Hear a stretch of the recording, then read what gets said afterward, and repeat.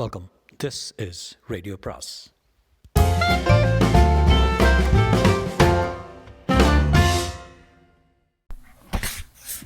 அனைவருக்கும் அன்பு வணக்கம். ராஜேஷ்குமாரின் அதிகாலை பறவைகள் அத்தியாயம் 11. வினயா அந்த சுவர்க்கு பக்கத்தில் உறைந்து போய் நின்றாள். தன் கணவரா இப்படி? வினயாவுக்குள் அதிர்ச்சி ஒரு கடினமான வஸ்துவாக மாறி இருதயத்தை முட்டியது. அவள் கணவன் இல்லை, தாலி கட்டிய ஒரு பிம்ப் டைனிங் டேபிளை நோக்கி வேக வேகமாய் வந்தாள். அவர்கள் பேச்சு சட்டென்று நின்றது. குமார் கேட்டான், என்ன வினயா, சேலையை சுத்தப்படுத்திக்கல போல இருக்கே? வினயா பதில் பேசாமல் கணவனையே முறைத்தாள். என்ன அப்படி பார்க்குற? வாங்க வீட்டுக்கு போகலாம். வீட்டுக்கா? இன்னும் விருந்தே சாப்பிடலையே. இது விருந்து இல்லை, விஷம். வினயா, உனக்கு என்னாச்சு? ஏன் இப்படி பேசுகிற?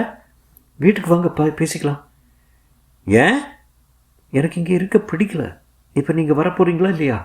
எஃப்எம் குறுக்கிட்டார். என்னம்மா, ஏன் இப்படி திடீர்னு டென்ஷன் ஆகிட்ட? வினயா பதில் சொல்லாமல் விடு என்று நடக்க ஆரம்பித்து விட குமார் எழுந்து அவள் பின்னாலேயே ஓடினான்.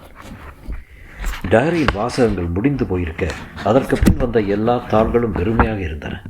எந்த பக்கத்திலும் ஒரு எழுத்து கூட இல்லை. ஜீவா ராம்பாபுவை ஏறிட்டான். முகத்தில் கோபம் முளைத்திருந்தது. வினயோட கனவை இவ்வளோ கீழ்த்தரவானவனா? அவன் மில் வேலைக்கு வர்றதுக்கு முந்தி வருமானத்துக்காக பிம்ப் வேலை பார்த்துட்டு இருந்தவன் சார். இந்த விவரமெல்லாம் எனக்கு இப்போ தான் தெரிஞ்சது. சரி, வினயாவுக்கு விஷயம் தெரிஞ்ச பிறகு அவளோட வாழ்க்கை அதுக்கப்புறம் எப்படி இருந்தது? வினயா தான் கனவுகிட்ட பேசுகிறதே விட்டுட்டான். தவமணி அம்மாவுக்கு விஷயம் தெரிஞ்சுடுதா? குமார் கொலை செய்யப்படுறதுக்கு கொஞ்ச நேரத்துக்கு முந்தி தான் தெரியும். குமாரை கொலை பண்ணது யாரு? வினயா. ஜீவா உச்சபட்ச அதிர்ச்சிக்கு போனான். என்னது, வினயாவா? ஆமாம். கொலை எதுக்காக? சம்பவம் நடந்த அன்றைக்கே ராத்திரி நேரம் 11 மணி இருக்கும். என்னோட மனைவி ஏதோ ஒரு விசேஷத்துக்காக தன்னோட பிறந்த ஊருக்கு போயிருந்தா. நான் ஹோட்டலுக்கு போய் ராத்திரி சாப்பாட்டை முடிச்சுட்டு ஒரு தெரு வழியாக வந்துட்டு இருந்தேன். என்னை வீட்டு நெருங்கும் போதே எதிர் வீட்டில் வாக்குவாதம் பண்ணுற சத்தம் கேட்டுது. பிரச்சனை என்னன்னு தெரிஞ்சதுக்காக ஜன்னலுக்கு பக்கத்தில் போய் நின்று குமாரோட பேச்சு குரல் கேட்டது. வா, சினிமாவுக்கு போயிட்டு வரலாம். நான் வரல. நான் எங்கே கூப்பிட்டாலும் நீ வரணும். நட. நீங்கள் எங்கே கூப்பிட்டாலும் நான் வரணுமா? ஆமாம். நான் வர முடியாதுன்னு சொன்னால் நீங்கள் என்ன பண்ணுவீங்க? என்னடி பேச்செல்லாம் ஒரு மாதிரியாக இருக்கு. நீங்களே ஒரு மாதிரின்னு எனக்கு தெரிஞ்ச பின்னாடி என் பேச்சும் அப்படி தான் இருக்கும். என்ன சொல்கிற? என்னோடய அப்பா உங்களுக்கு சூரியோதயத்தில் என்னை தார வார்த்தை கொடுத்தாரு. ஆனால் நீங்கள் என்னை இந்த ராத்திரி நேரத்தில் அந்த எஃப்எம்முக்கு தார வார்த்தை துணிஞ்சிட்டீங்க. குமார் அப்போது சிரித்தார். ஓஹோ, எஃப்எம்மும் நானும் பேசிகிட்டு இருந்ததை கேட்டுட்டியா நீயே? அதான் இப்படி படபடக்கிற. இதில் நீ கோவப்படுறதுக்கு எதுவுமே இல்லை. கற்புங்கிறது உடம்பை பொறுத்த விஷயம் இல்லை, மனசை பொறுத்த விஷயம். வீடு, நகை, தோட்டம் இதெல்லாம் எப்படி ஒருவனுக்கு சொத்தோ அதே மாதிரி அழகான பொண்டாட்டியும் ஒருத்தனுக்கு சொத்து தான். இந்த காலத்தில் எதையாவது கொடுத்து தான் ஒரு காரியத்தை சாதிக்க வேண்டியிருக்கு. நீ எல்லாம் ஒரு மனுஷனா? என்னடி கத்துற? இந்த வீட்டை விட்டு வெளியே போனால் ஒரு வாய் சோத்துக்கு தெரு தெருவாக நீ பிச்சை எடுக்கணும். இப்போது தவமணி அம்மாவின் குரல் குறுக்க கேட்டது. டேய் குமார், என்னடா இதெல்லாம்? அம்மா, புருஷன் பொண்டாட்டி விவகாரம், நீ போய் படு. டேய், நீ பேசுனதெல்லாம் கேட்டுக்கிட்டு தான் இருந்தேன். பொண்டாட்டிங்கிறவ நீ போடுற ஷர்ட் இல்லை, ஒருத்தன் கேட்டதும் கழட்டி கொடுக்கறதுக்கு. அம்மா, உனக்கு அது தேவையில்லாத பிரச்சனை. 3 வேளையும் நான் போடுற சோத்தை சாப்பிட்டுக்கிட்டு மூலையில் முடங்கி கிடக்க வேண்டியது உன்னோட வேலை. என்னடா சொன்ன? கத்தாத. என்னோட இஷ்டத்துக்கு விரோதமாக இந்த வீட்டில் யாரோட குரல் உயர்ந்தாலும் சரி, 2 துண்டாக வெட்டி போட்டுருவேன். ராம்பாபு சில வினாடிகள் பேச்சை நிறுத்தி விட்டு தொடர்ந்தான். வாக்குவாதம் அதிகமானதும் நான் மெல்ல ஜன்னல் பக்கமாக போய் எட்டி பார்த்தேன். குமார் பீரோவுக்கு பின்னால் இருந்து ஒரு பெரிய வீச்சறிவாளை எடுத்து காட்டி மிரட்டி கொண்டிருந்தான். 2 பேருக்கும் சொல்கிறேன் அப்படின்னா, இந்த வீட்டில் நான் வச்சது தான் சட்டம்.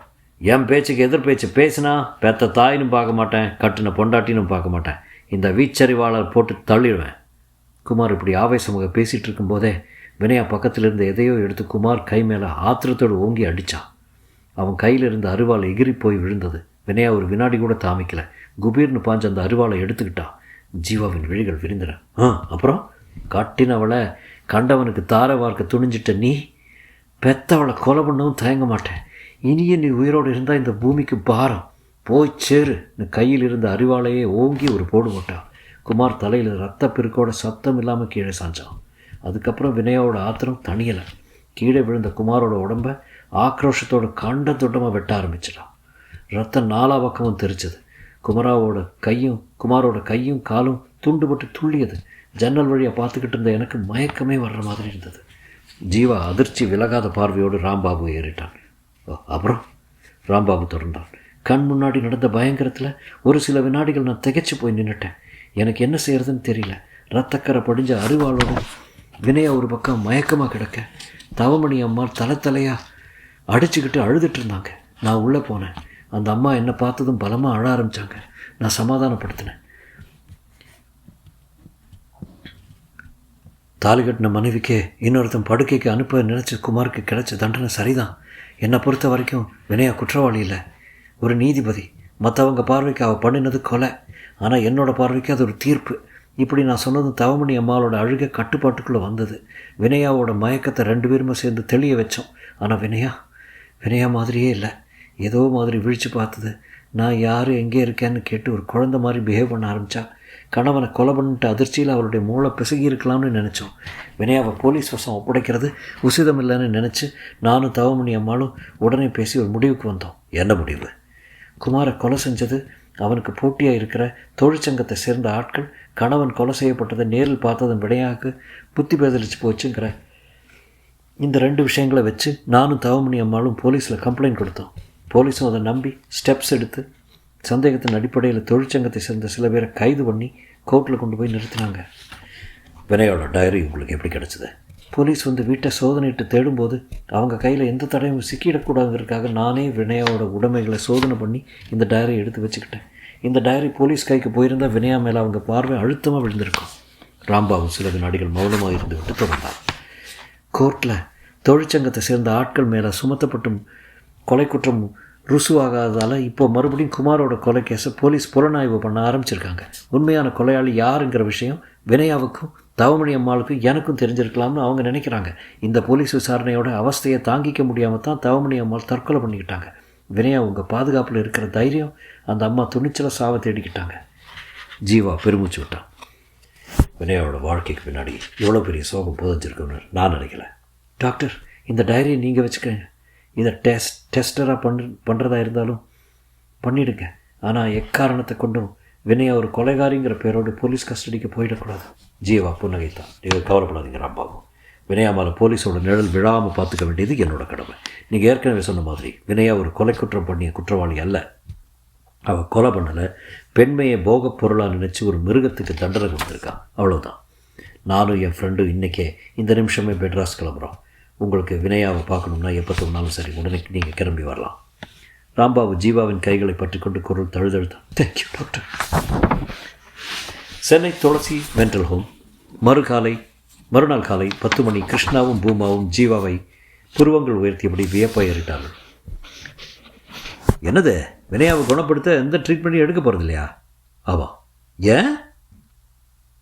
அவளை குணப்படுத்திட்டா இப்போ அவள் பட்டுட்டு இருக்கிற இந்த சந்தோஷமும் காணாமல் போயிடும். பூமா படப்படத்தான். நீங்கள் சொல்கிறது எனக்கு புரியல. பூமா, கொஞ்சம் யோசிச்சு பாரு. வினயா இப்போது மனசளவில் ஒரு குழந்தை பருவத்தை மனித வாழ்க்கையோட அதிகாலை நேரம்னு சொல்வதும் உண்டு. இந்த ஒரு பருவத்தில் மனிதன் துக்கப்படுறது கிடையாது.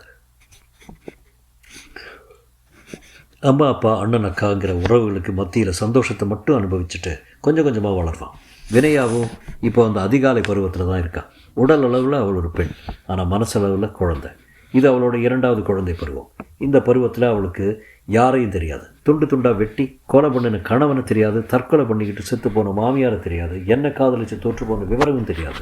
இந்த காயங்களோட வலியை அவள் உணராமல் இருக்கணும்னா இந்த அதிகாலை பருவத்திலிருந்து அவள் மீளக்கூடாது. அதாவது டாக்டருங்கிற முறையில் நான் ட்ரீட்மெண்ட் எடுத்து அவளை குணப்படுத்தி விடக்கூடாது. அவளை குணப்படுத்துறது டாக்டருங்கிற முறையில் எனக்கு வெற்றியாக இருக்கலாம். ஆனால் மனிதத்தன்மைங்கிற கோணத்தால் பார்த்தா அது ஒரு பெரிய தோல்வி. பூமா குறுக்கிட்டான். நீங்கள் சொல்கிறது ஒரு வகையில் நியாயம்தான். ஆனால் அதுக்காக வினயா காலம்புறம் இப்படியே இருந்துட முடியுமா? ஏன் இருந்தா என்ன? நீயும் நானும் வினயாவை ஒரு குழந்தையாக தத்தெடுத்துட்டு அவள் கண்ணை மூடுற வரைக்கும் வளர்க்க போகிறோம். நீ அவளுக்கு அம்மா ஸ்தானம் கொடுக்க மாட்டியா என்ன? பூமாவின் கண்களில் நீர் கட்டி கொண்டது. ஷூ. டொக் டொக். அரைக்கதவு தட்டப்பட்டது. எஸ்.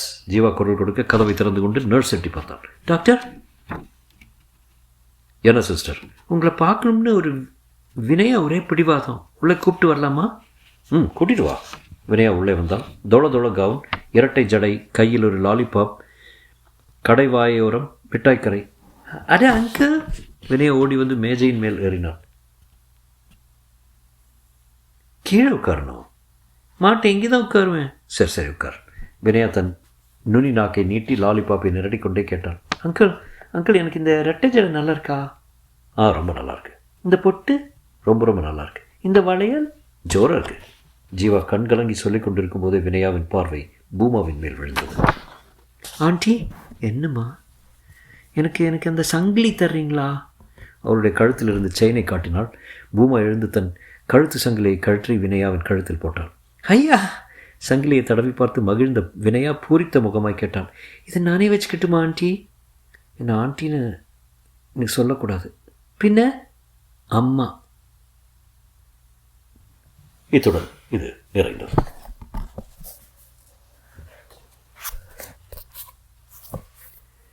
ஸோ அதோட அந்த ஒரு குறுநாவல் முடிஞ்சது. அதிகாலை பறவைகள்.